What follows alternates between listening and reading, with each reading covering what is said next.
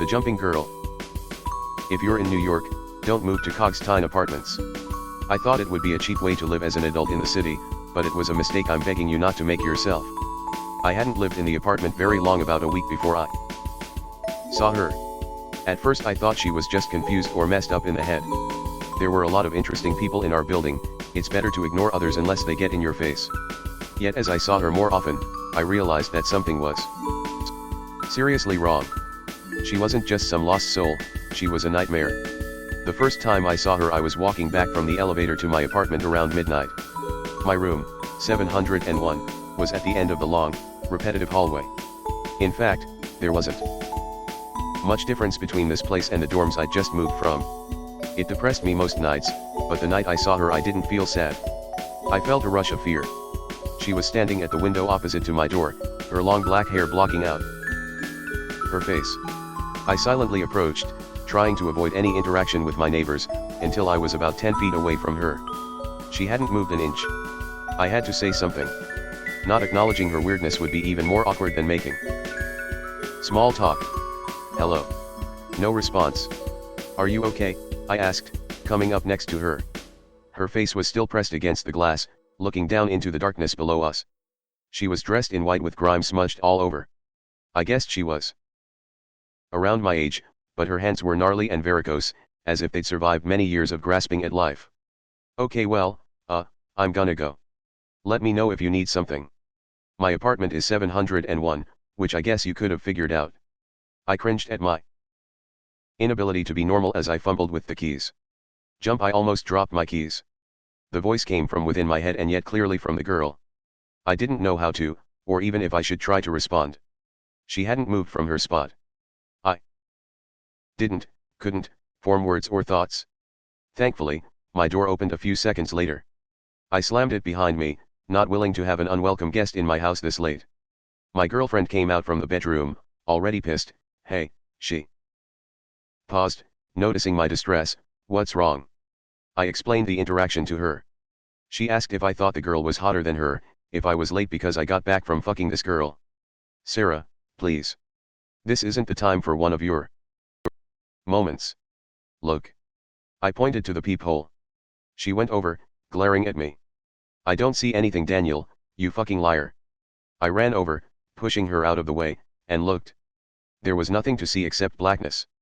That's not, I don't know how. Tomorrow I'm gonna clean the peephole. It's covered with muck or something. Otherwise you'd be able to see her. Yeah. Well. I'm gonna open this door, and if there isn't anyone out there I swear to God you'll pay. There was no one outside. Just a window that allowed us to peer down to the buildings below. It was a long night, and still the woman's voice echoed through my mind. A week after that Sarah and I had a huge fight. I stormed out of the apartment, determined to find a couch to crash on. I hadn't been able to forget about that woman, nor get her voice out of my head. The word jump repeated itself in my brain. It acted like a sedative, lulling me into sleep, disconnecting me from the world. I'm sure Sarah had noticed, why else would she have become so quarrelsome, but I lacked the energy to defend myself. I hadn't even seen the woman again, she wouldn't have believed me anyway. I pounded the elevator's down button, making sure every single object animate or not felt my rage. The door opened instantly, and my blood froze. The woman was there in the corner, her back facing me. Her clothes were even more mottled than before. Hey. No response. The elevator doors closed. I pressed the first floor button absent-mindedly.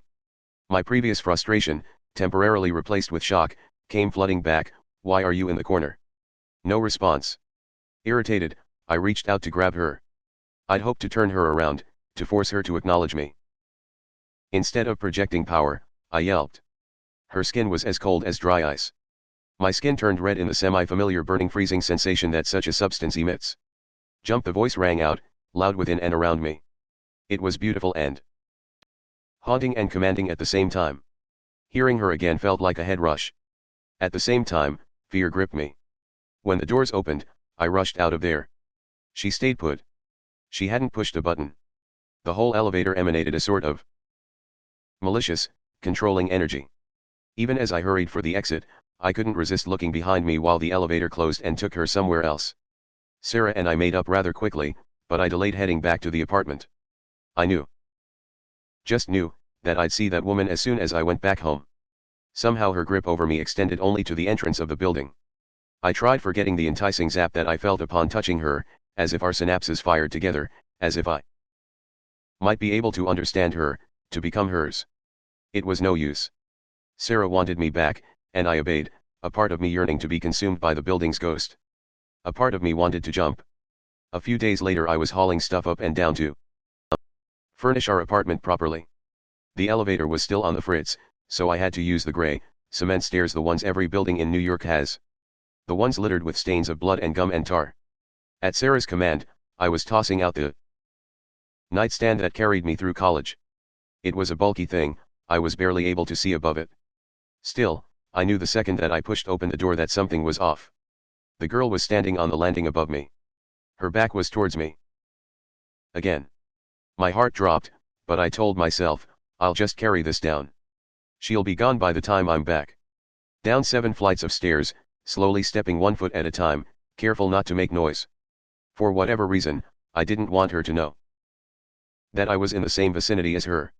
Still, every atom in me ached to see her, to turn around and run up to her. Down, down, down I traveled. 7 flights of stairs is more work than it seems, but finally I reached the bottom. I set down the nightstand at the base of the stairs, and turned around. Fuck, I jumped back, unable to believe my eyes. She was there, still turned away from me. I wanted to push open the back doors and run, I wanted to scream out to Sarah, I wanted to see her face. Jump, suddenly my whole body tensed up. Jump, my legs started moving, following hers. Jump, she began leading me up, clearly intent on going all the way up to the roof.